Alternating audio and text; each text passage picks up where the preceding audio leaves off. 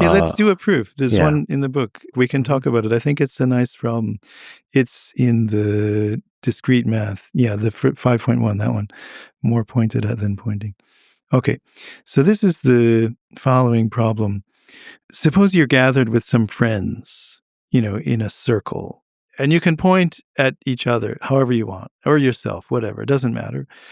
And you can point at more than one person, use all your fingers or your feet or whatever you want. So maybe you point at 3 of your friends or something, and they point at 2 or 3 of their friends or whatever, and one person is pointing at 10 people and somebody isn't pointing at anybody maybe, and various people are pointed at also, right? So the question is, could we arrange a pattern of pointing so that everyone was more pointed at than they are pointing at others?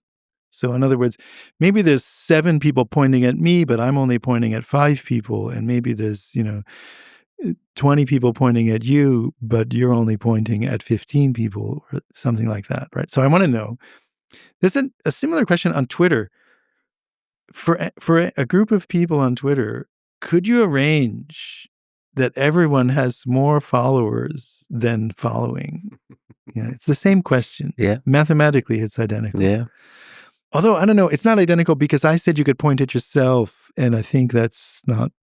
Can you follow yourself? No, I don't think so. I don't think you can. Okay. So can you arrange it so that everyone is more pointed at than pointing? And in my book, I give a couple of different proofs of this.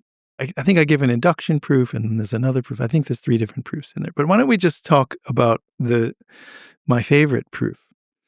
Suppose it were possible to arrange that we're all more pointed at than pointing. Okay. Now, what we're going to do, we're going to agree. We're going to give $1 to everyone that we're pointing at. Yeah. Okay. And so what happens? Everybody made money because I was pointed at by more people than I'm pointing. So I got $10, but I only paid out $7. And similarly, you got paid $20, but you only paid out $15. So if everyone is more pointed at than pointing, then everyone makes money. But it's obviously impossible for us to make money as a group by just trading money with ourselves. Mm-hmm. And therefore, it can't be possible that we're all more pointed at than pointing.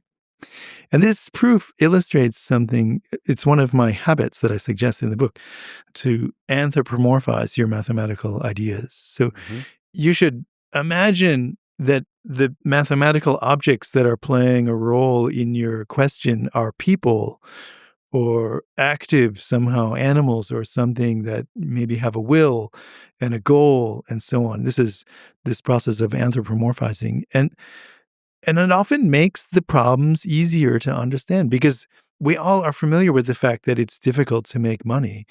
And the proof is totally convincing because of our knowledge that we can't make money as a group by trading dollars between us, without any new money coming into the group.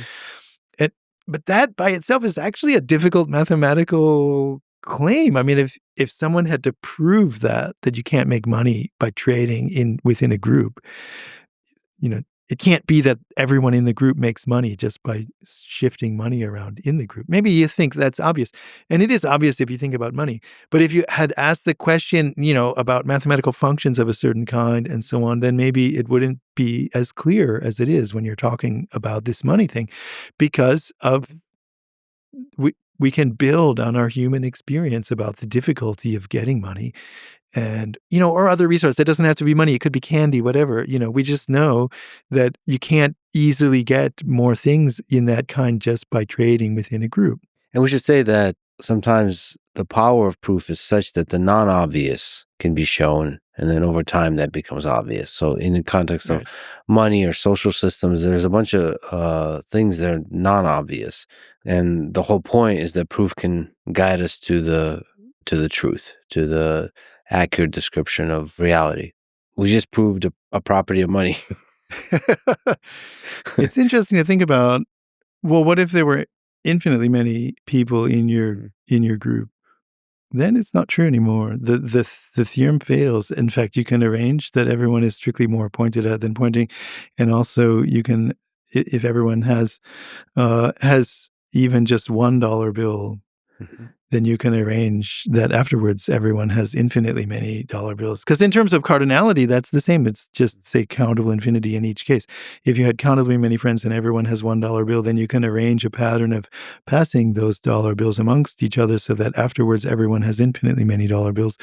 What you need is for each person to be attached to, one of the train cars or something. So think of everyone as coming from Hilbert's train, but also think of them as fitting into Hilbert's hotel. So just have everyone on the nth car give all their money to the person who ends up in the nth room. So they each give $1 to that person. So afterwards, that person has infinitely many dollars, but everyone only paid out $1. So it's a way of making it happen.